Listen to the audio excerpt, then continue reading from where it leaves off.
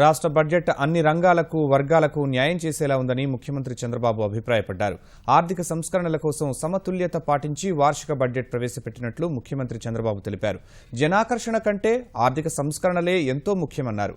కేంద్రం నుంచి రెవెన్యూ లోటు నిధులు అందితే కేటాయింపుల కన్నా ఎక్కువే ఖర్చు చేస్తామని చంద్రబాబు చెప్పారు. క్లిష్ట పరిస్థితుల్లో సమతుల్య బడ్జెట్ను ప్రవేశపెట్టిన యనమలను సీఎం అభినందించారు. ఏదైతే ఆర్థిక సంస్కరణల ఫలితాలు పేద ప్రజలకు చేర్చాలనో దానికి ఎక్కువగా ప్రాధాన్యత ఇచ్చాం. ఒక వినూత్నంగానే కాకుండా అన్ని విషయాల్లో బ్యాలెన్స్ ఉంది.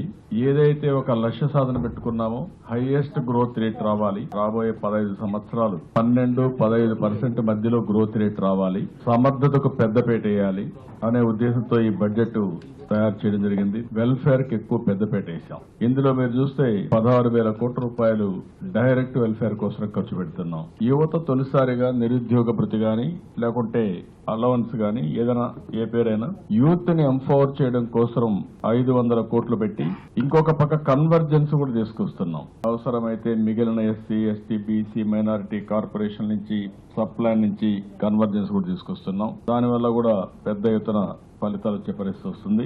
18,000 కోట్ల రూపాయల దగ్గర అగ్రికల్చర్ తీసుకొచ్చాం బడ్జెట్ లో. ఇంకొక పక్కన గ్రామీణ అభివృద్ధి కోసం 19,565 కోట్లు తీసుకొచ్చాం. అన్నింటికంటే ముఖ్యంగా బీసీ సంక్షేమానికి 10,000 కోట్ల రూపాయలు పెడుతున్నాం. ఇది highest, that is our commitment. చేతి వృత్తులు, కుల వృత్తులను ఆదుకోవడం కోసం, అదే మరి చేనేత కార్మికులను ఆదుకోవడం కోసం, ఇంకా ఎవరైతే మోస్ట్ బ్యాక్వర్డ్ క్లాసెస్ కూడా ఒక 60 కోట్లు కార్పొరేషన్ పెట్టాం. ఇంకా ఎక్కువ చేయాల్సిన అవసరం ఉంది. అందుకనే 10,000 కోట్ల రూపాయలు అందరికంటే అగ్రతాంబూలం ఈ రోజు వెనుకబడిన వర్గాలకు ఇచ్చాం. ఇది కాకుండా ఎస్సీలకు కూడా బాగా పెట్టాం. 9,547 కోట్లు ఎస్సీ సంక్షేమానికి ఖర్చు పెడతాం. గిరిజన సంక్షేమానికి కూడా 3,508 కోట్లు పెట్టాం. మైనారిటీ సంక్షేమానికి కూడా ఫస్ట్ టైం బాగా పెంచడం జరిగింది. అది కూడా మీరు చూస్తే 840 కోట్లు పెంచాం. క్రిస్టియన్స్ కార్పొరేషన్ కూడా 37 కోట్లు పెట్టి ₹1,00,000 నుంచి చర్చిలకు 3 లక్షల రూపాయలకు పెంచాం. బాలికలకి ఇప్పుడు స్టార్ట్ అయిపోయింది ఇచ్చేస్తున్న సైకిళ్లు. నిరుద్యోగులు కూడా 1 or 2 months లో పెట్టుకుని ఈ బడ్జెట్ లో చేస్తాం. గ్రామీణ ప్రాంతంలో కూడా రాబోయే 2 ఏళ్లలో 10 లక్షల ఇళ్లు, మొత్తం 2.5 years 10 lakh హౌసెస్ కడతాం. అదే మరిగా బీసీసీ మాత్రం అవసరమైతే ఇంకా కొంత డబ్బులు ఖర్చు పెడతాం. నా కమిట్మెంట్ టువర్డ్స్ బీసీసీ ఇది ఫస్ట్ ప్రియారిటీ, ఫస్ట్ ఛార్జ్. అది ఇప్పుడే కాదు, తెలుగుదేశం పార్టీ పెట్టినప్పటి నుంచి అది కంపల్సరీ చేస్తాం. అదే మరి కాపులది కూడా రిపోర్ట్ వస్తాయి. అది కూడా డెఫినెట్ గా రిజర్వేషన్స్ పెట్టడం, బీసీలకు ఎఫెక్ట్ లేకుండా కాపులకు రిజర్వేషన్లు పెడతాం. I'm very clear on that.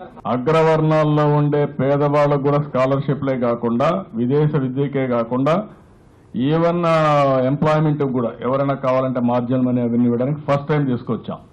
అందుకే నేను ఒక మాట చెప్పాను మీ అందరికీ, తెలుగుదేశం పార్టీ సిద్ధాంతం పేదరికం క్రైటీరియా, కులము మతం కాదు క్రైటీరియా. ఈ రోజు మీరు బడ్జెట్ చూసి అన్ని కూడా మంచి ఎక్సర్సైజ్ చేసి ఏదైతే ప్రభుత్వం యొక్క ఆశయాలకు అనుగుణంగా ఈ ప్రిపేర్డ్ దిస్ బడ్జెట్.